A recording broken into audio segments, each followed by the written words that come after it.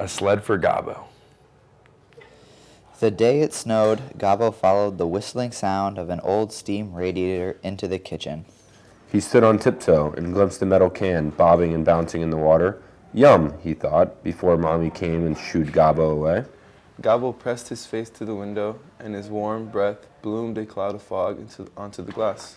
He wiped it off and saw kids from his new school tugging sleds up the hill, then coasting down, whooping and shrieking all the while. Gabo didn't have a sled. His socks were cotton, not wool. He didn't have waterproof boots. He did have a hat with a pom-pom, but that was much too small. Vamos a resolver, Mommy said. They were going to figure it out. 1 sock, 2 socks, 3 socks, 4.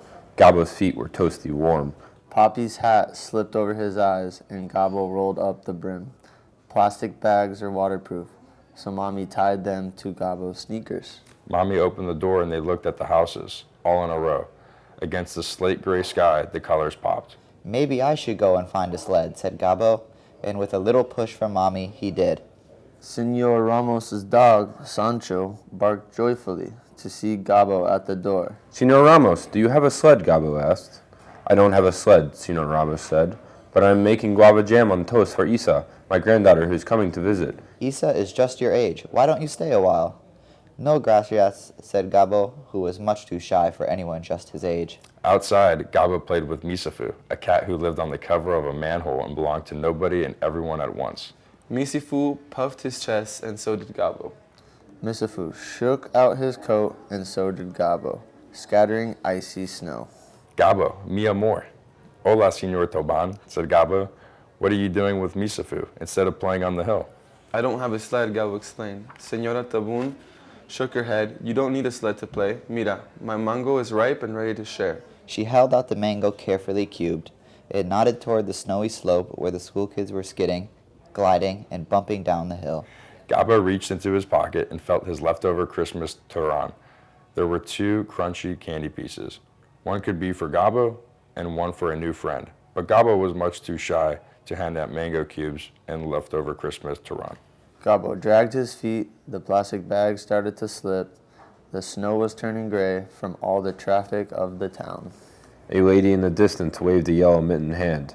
Tio Tim, Gabo yelled. Madrina! Tio Tim scooped Gabo into the air. He almost skimmed the sky. And what was that? Behind Madrina's back, there was a... Oh, said Gabo, feeling very small and very sad. The plastic tray was from the school cafeteria where Madrina worked. It was wrapped with a bow, but the plastic tray was not a sled. Sancho, yelled a girl who could only be Isa, Senor Ramos's granddaughter. Sancho bounded toward Gabo and leaped into his arms. Sancho was perfectly happy, and Gabo forgot to be shy. Could I have a turn on your sled? Isa asked. I don't have a sled, Gabo said sadly. Of course you do. And on the plastic tray, Isa swooped right down to the bottom of the hill. She ran back up, and on that tray, Gabo coasted down, whooping and shrieking all the while.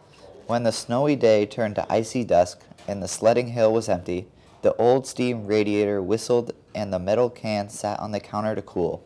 Gabo handed out spoons, and Poppy turned the crank of the can opener. Dulce de leche, yelled Gabo and Isa at the exact same time, then dipped their spoons into the can. Gabo licked his lips and reached into his pocket, where there was one more treat that Gabo was not too shy to share. The end.